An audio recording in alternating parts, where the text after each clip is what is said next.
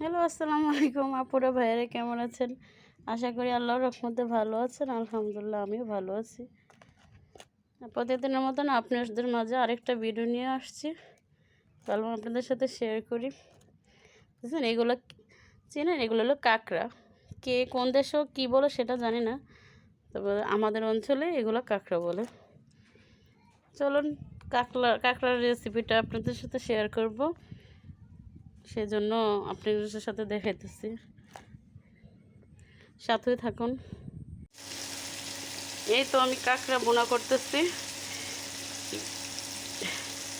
এখানে পেঁয়াজ, সামান্য পরিমাণ রসুন, একটু গরম মশলা দিছি, আর অবশ্যই গোলমরিচের গুঁড়া দিতে হবে, মানে চিলি ফ্লেক্স দিয়ে ভাজা ভাজা করতেছি। তো সাথে থাকেন। এই তো আমার কাঁকড়া রান্না করা কমপ্লিট হয়ে গেছে। কেমন হয়েছে কমেন্টে প্লিজ জানাবেন, লাইক কমেন্ট শেয়ার করে দেবেন।